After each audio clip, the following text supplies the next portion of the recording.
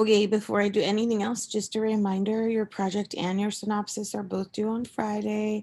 A few of you guys already turned in your projects and I will have those graded shortly.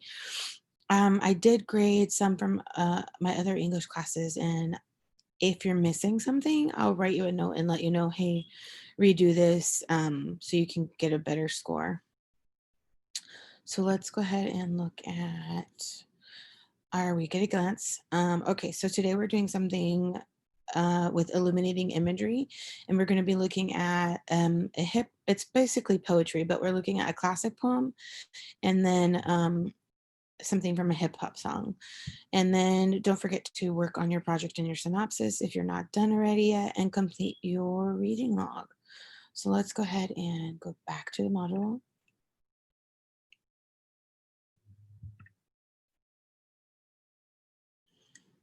Okay, so the first thing I want to do is watch this video because it's got some really great examples of imagery from all different kinds of writers, and then we'll move on to looking at A Dream Deferred and Juicy. Okay, I've got to let a couple people in. All right, let me go ahead and stop share for just a second so I can maximize video.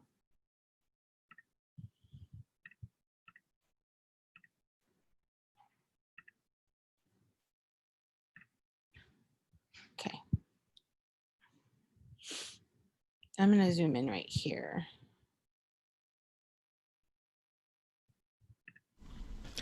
Hey YouTube, Josh Roof with Golden Ratio Content, and today's quick tip will answer the questions, what is imagery and what are some good examples of imagery? So the textbook definition, as well as the definition that pops up on Google when you search for it, is visually descriptive or figurative language, especially in a literary work, which is kind of lame. I think that PsychCentral.com does a little bit better of a job at explaining what it really is. They say that imagery is a flow of thoughts that you can see, hear, feel, smell, or taste.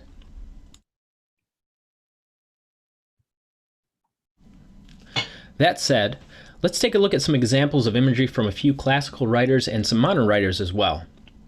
For sight, let's go with J.K. Rowling. One good description in Harry Potter is, she was inflating like a monstrous balloon. Another quote from Harry Potter is, Harry looked into the shadowed eyes of Sirius Black, the only part of the sunken face that seemed alive. Eyes are often used in conjunction with imagery. Here's another example from Jane Austen's Emma. Her eyes, a deep gray, with dark eyelashes and eyebrows, had never been denied their praise. But the skin, which she had been used to cavil at, I have no idea what that means, as wanting color, had a clearness and delicacy which really needed no fuller bloom. Now let's take a look at sound imagery. This is a quote from George Orwell.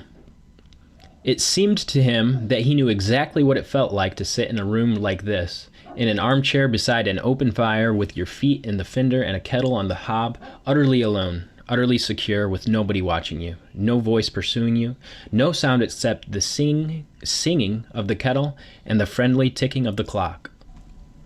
That's a quote from 1984, by the way. Moving on to touch imagery. Robert Frost, I've got a couple quotes here from Robert Frost. The first is from The Death of the Hired Man. Mary touches the harp-like morning glory strings and plays some tenderness.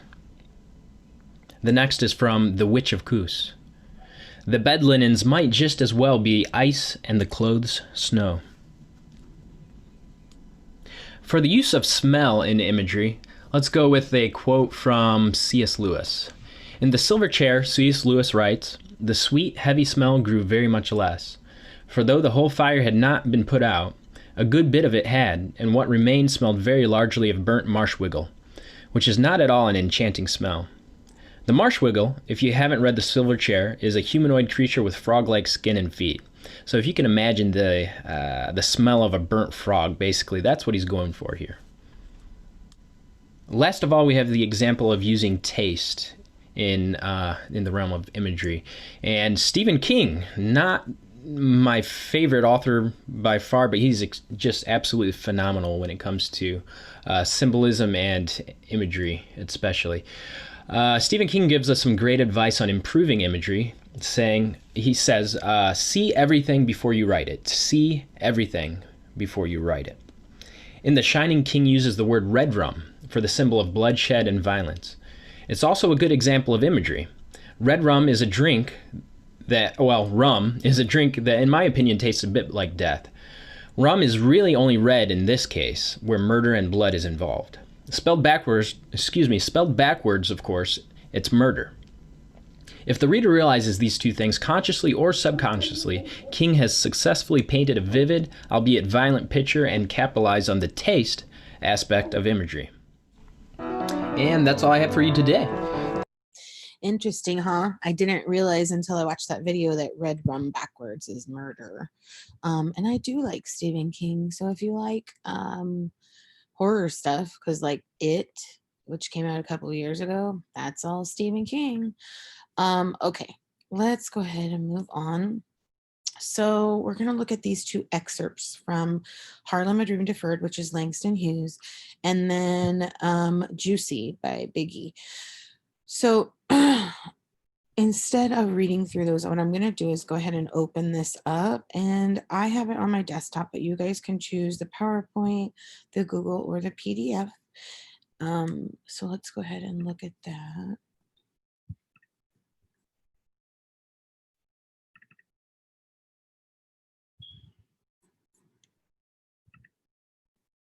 So what I did is I went ahead and I put this on the first page, just in case you wanted to see it again, because you're going to need it looking at here. So let's go ahead, and what you're actually filling in is on the second page. So imagery, the use of language to evoke a picture or a concrete sensation of a person, a thing, a place, or an experience. Remember, it's all about the five senses, right? So identify how Hughes uses imagery for all five senses in this poem. So I'll go ahead and do the first one with you. And it's super short, but he's able to do all five in that little bit. So what happens to a dream deferred? Does it dry up like a raisin in the sun, or fester like a sore and then run? Does it stink like rotten meat, or crust over like a syrupy sweet? Maybe it just sags like a heavy load, or does it just explode? So for sight, could probably do sags like a heavy load. I see another one, but this one just kind of stands out to me, so I'm going to put this one in. There is another example of it, and you're welcome to use either one.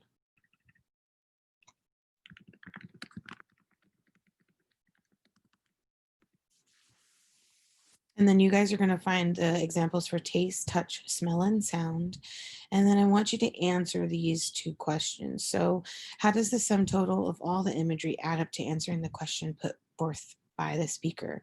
What happens to a dream deferred? And it's looking like basically what happens. Like, dream deferred means putting it off. So you have this dream all your life, and all you're doing is pushing it back, pushing it back, pushing it back, and not doing it.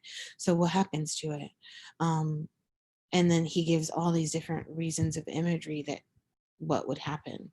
Does it dry up? Does it fester like a sore that's meaning like kind of like Stephen King sort of thing, where if you hurt yourself and then it starts getting like infected, that's what fester is.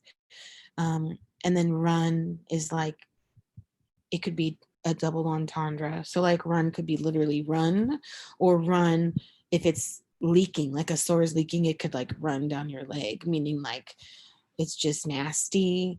Does it stink because you haven't done anything with it, or does it get sugary? And they're still talking about this sore. And so what happens basically when you just keep putting off your dream? And that's why I also chose Juicy by the Notorious or Biggie, Notorious B.I.G. or Biggie, and because he's talking about dreams too. So before we move on, kind of like this should be easy to answer. So what's the unspoken message that Langston Hughes is telling us about going after your dreams? Like, basically it's like it turns rotten, right? If you don't do it, it's not worth it. So you've got to go after what you want, is what he's saying. And then looking at the hip hop side, Land 16 claims that birthdays are the worst days. Why do you think the poet felt this way? And you're going to have to go through and actually look at the individual lines for this one. I'm not going to help you here because I want to see what you can infer from it, but let's go ahead and just find that. So 1, 2, 3, 4, 5, 6, 7, 8, 9, 10, 11. Well, here's it. Birthdays was the worst days. Now we sip champagne when we thirsty. Damn right. I live the life I live because I went from negative to positive. I think you have to read the whole thing to get it. So it was all a dream. I used to read Word Up magazine, Salt and Pepper and Heavy D in the limousine, hanging pictures on my wall. Every Saturday rap attack, Mr. Magic, Marley Mal. New homies play me close like buttered played toast from the Mississippi down to the East Coast. Sold out seats to hear Biggie Smalls speak, living life without fear. Putting 5 carrots in my baby girl's ears, lunches, brunches, interviews by the pool, considered a fool because I dropped out of high school, stereotypes of a black male misunderstood. We used to fuss when the landlord dissed us. 15, no heat, wonder why Christmas missed us. Birthdays was the worst days. So he's talking about like his past before he had all this money, right? So these two kind of go together. We used to fuss when the landlord dissed us, and he's talking about 15, so it doesn't get that cold, but he was like on the East Coast, so that's literally like 15 degrees outside. um, some of us Californians whine when it gets down to like 60, so imagine if it's 15 degrees and there's no heat in your apartment. And then he's saying as a kid he wondered why Christmas missed us, and then birthdays was the worst days. Why was it the worst for him? And so that's what you guys are responsible for answering, right? So you're going to be saying, why were birthdays the worst days? And why do you think he felt this way? And the poet here is Biggie. And then what images from the verse does the poet use to evoke the images of poverty he endured prior to achieving hip hop fame? And we literally just talked about that. And then what images from the verse does the poet use to evoke images of the rewards of wealth? Meaning like, now he's rich, so what's he using in here to show us that he's rich? And we just read through that. So you're going to talk about how he was poor, which I just said, so you guys should be able to get that easily, and then how he was rich. And then in lines 18 and 19, how he turned a positive situation into a negative one. How can you do the same in your own life? And you can, there's no right or wrong answer here. It's just, how would you do it if you could? Or that's your dream, so how would you do it? All right, guys, that's it for today, but I'm going to ask first, does anybody have any questions about the assignment or your project or synopsis? All right, guys, I'm going to let you go. Keep on sending messages if you have questions. Some of you guys do that, and that's perfectly fine. I will see you guys tomorrow. Bye, guys.